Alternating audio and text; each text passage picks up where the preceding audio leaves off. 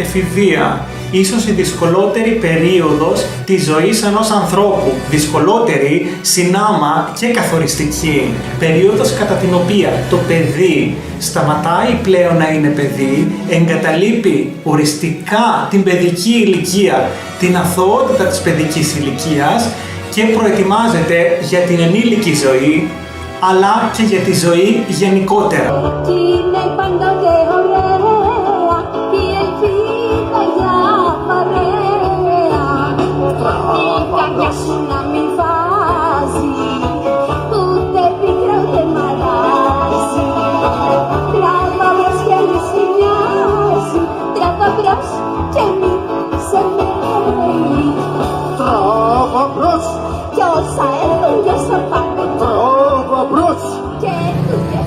Ο αγγλισμός μου προκάλεσε πολλά προβλήματα. Δεν μπορώ να δω τους φίλους μου. Δεν μπορώ να εισπνεύσω καθαρό αέρα. Είμαι όλη μέρα στο σπίτι, κλεισμένο στο λάπτοπ και μιλάω με φίλους στο Facebook. Μου αρέσει να παίζω θέατρο και κινηματογράφο. Αλλά τώρα που η πανδημία του κορονοϊού χτύπησε όλο το πλανήτη, φοβάμαι.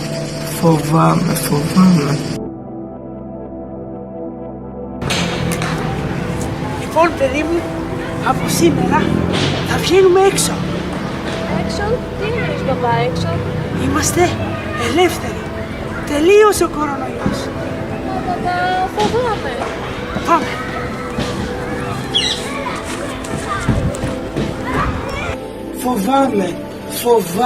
Φοβάμαι. Να είμαστε λοιπόν στον 21ο αιώνα, στον αιώνα της τεχνολογίας.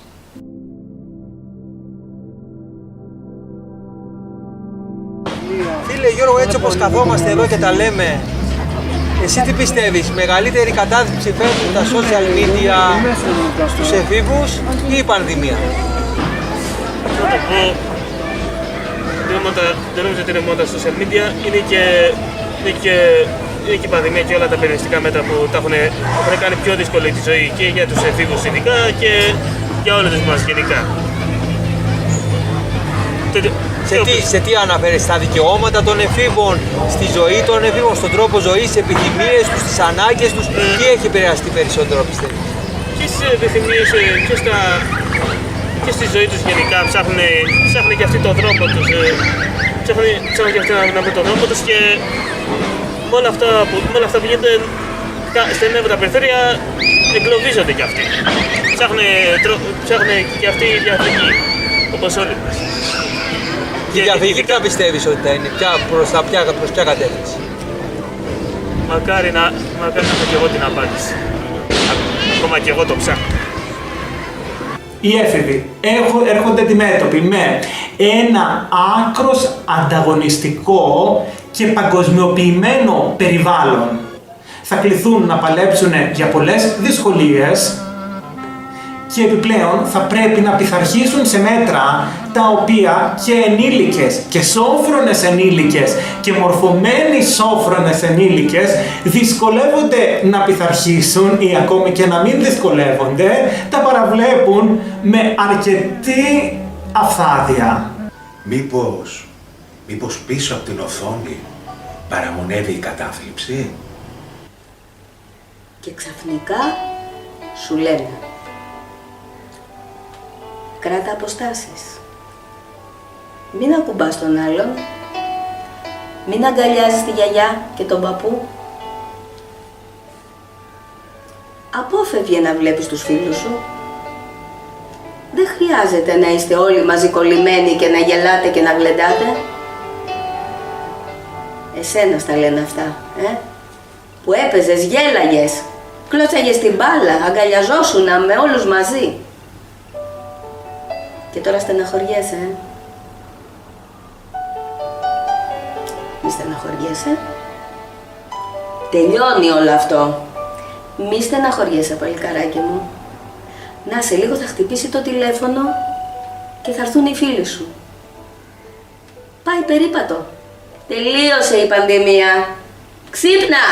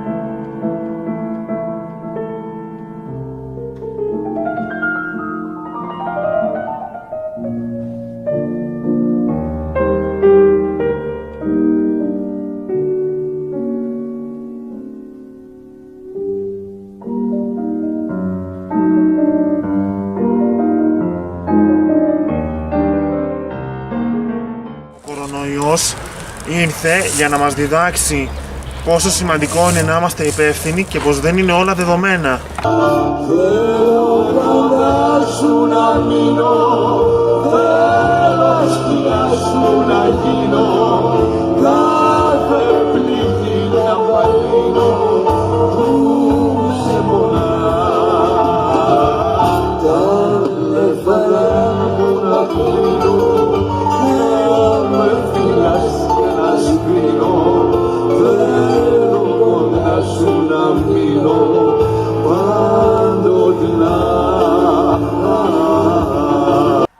Ακούς τη φωνή μου?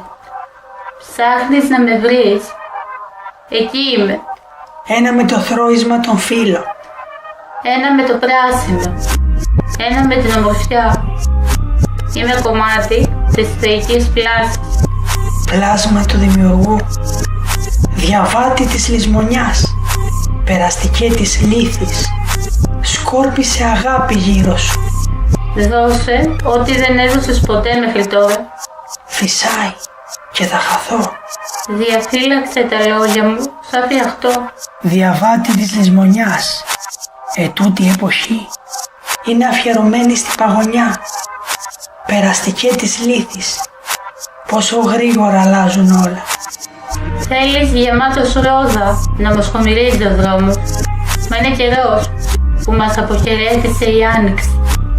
Επιθυμία, ματαιωμένη.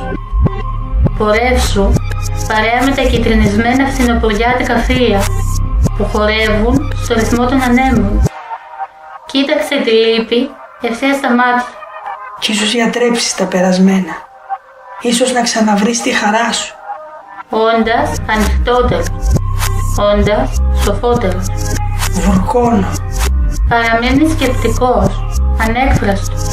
Σωπαίνω. Δείχνεις να απορείς. Ο πόνος είναι αβάσταχτος. Ένα βαρύ φορτίο. Θέλω να αποδεσμευτώ, μα εκείνος άπλωσε παντού ρίζες και με πνίγει. Συλλογέμαι. Θέλω πίσω το χαμόγελό μου, την ανεμελιά μου, την αθωότητά μου. Περιπλανιέσαι στα εντυπωσιακά πράσινα νερά.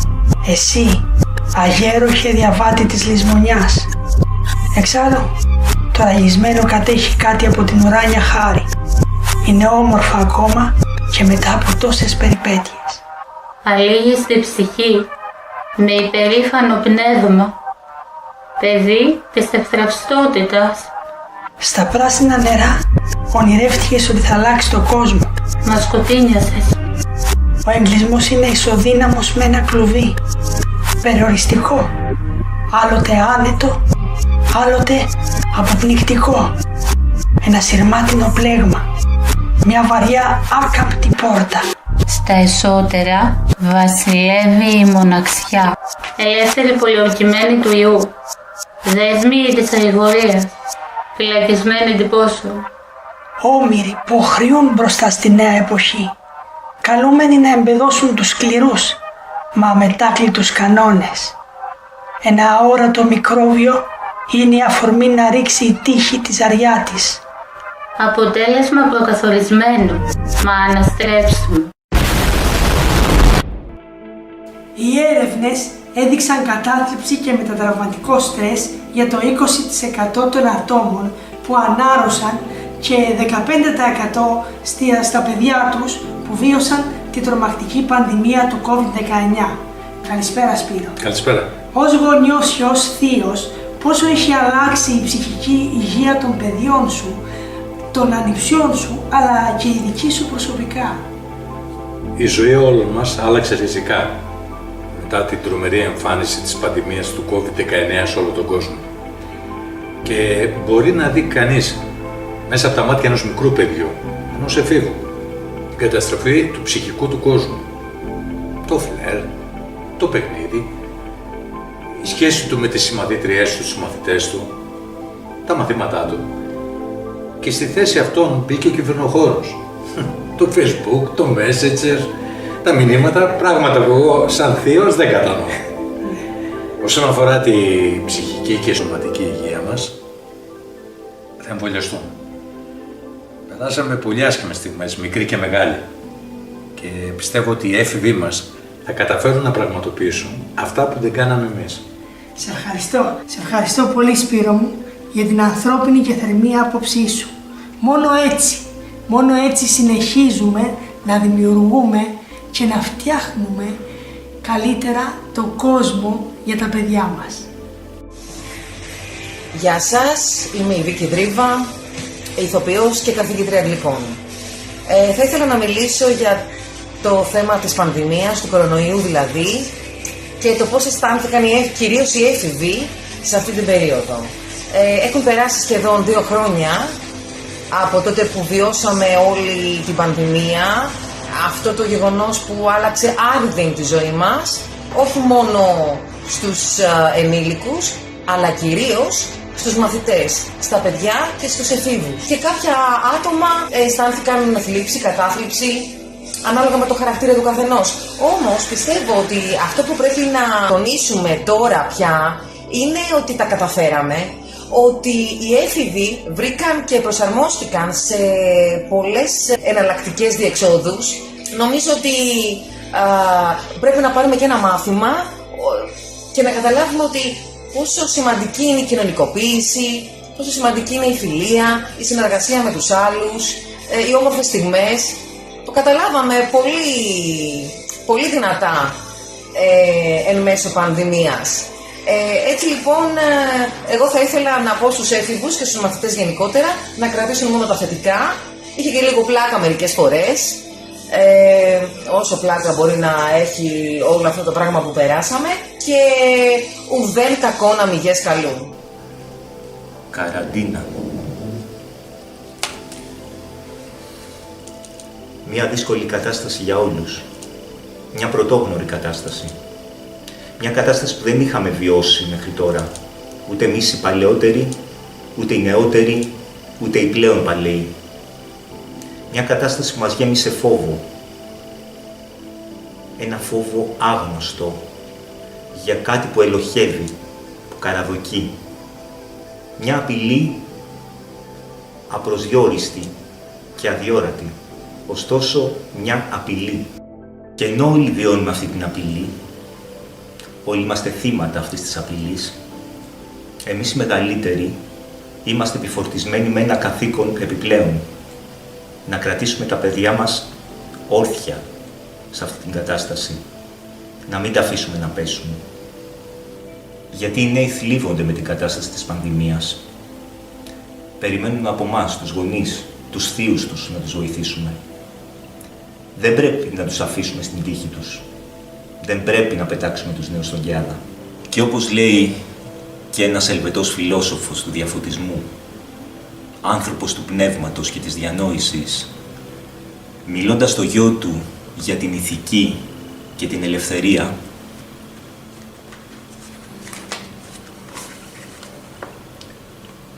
αυτό που κάνει κοινωνικό τον άνθρωπο είναι η αδυναμία του. Είναι τα κοινά βασανά μας που κάνουν τις καρδιές μας να λυγίζουν στην ανθρωπιά. Αν δεν ήμασταν άνθρωποι, δεν θα τις οφείλαμε τίποτα. Κάθε αφοσίωση είναι σημάδι ανεπάρκειας. Αν κανένας από εμάς δεν είχε ανάγκη τους άλλους, ούτε που θα σκεφτόταν να δεθεί μαζί τους. Έτσι, από το δικό μας έλλειμμα γεννιέται η εύθραυστη καλοτυχία μας. Ένα όν αληθινά ευτυχισμένο είναι ένα όν μοναχικό. Μόνον ο Θεός απολαμβάνει την απόλυτη ευτυχία. Όμως, ποιος από εμάς έχει ιδέα αυτού του πράγματος? Αν κάποιος ατελής μπορούσε να αρκεστεί στον εαυτό του, τι θα απολάμβανε σύμφωνα με εμάς? Θα ήταν μόνος. Θα ήταν δυστυχισμένος. Και δεν αντιλαμβάνομαι πως όποιος δεν έχει ανάγκη από τίποτα μπορεί να αγαπήσει κάτι. Και δεν αντιλαμβάνομαι πως όποιος δεν αγαπάει τίποτα μπορεί να είναι ευτυχής. Σαν Ζακ Ρουσό. Το μέλλον της Ελλάδας είμαστε εμείς οι νέοι, οι φοβισμένοι οι νέοι. Θα τα καταφέρουμε. Σαν να μου τέλειωσαν τα χρώματα πριν καν τα αντικρίσω. Σαν να κουράστηκα από τον χρόνο πριν καν να αρχίσω. Λίγες στιγμές πριν ζήσω, το κορμί μου πριν πρικίσω. Σαν να γελάστηκα από άνθρωπο λίγο πριν να τον συμπαθήσω. Σαν να μου γνέψε η καρδιά μου και να ταυτίστηκε με την πιο μαύρη σκιά μου. Σαν να κλώτσισα μακριά τα όνειρά μου. Σαν να έχασα για ένα λεπτό τη ματιά μου και να θαύτηκα στο σκότος. Πόσο μελαγχόλησε αυτός ο τόπος.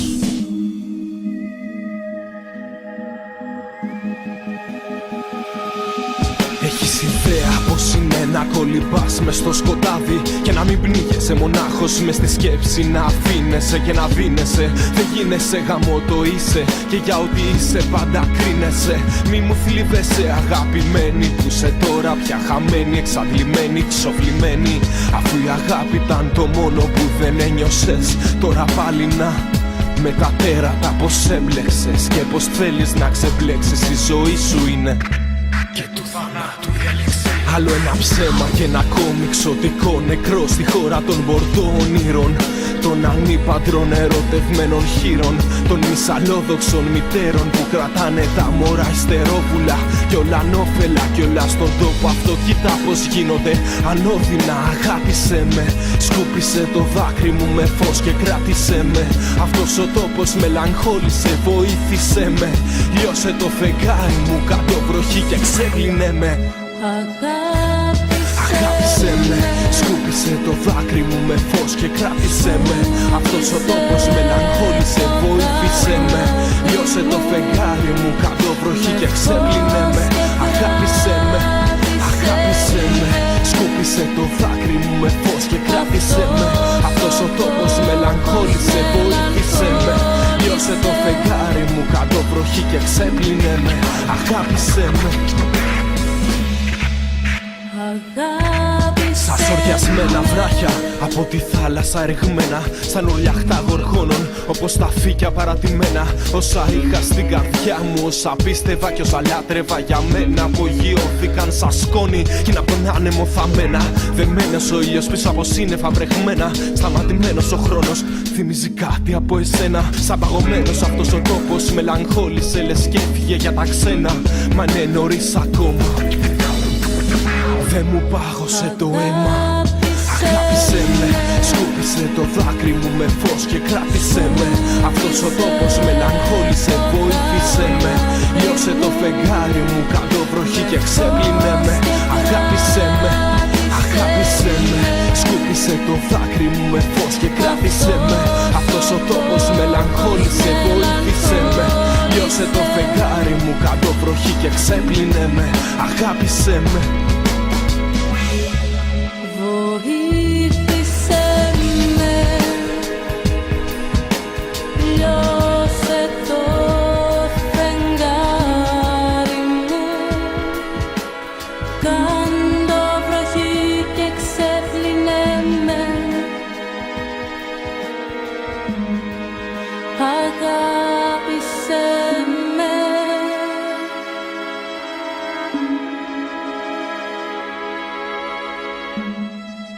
Αγάπησέ με.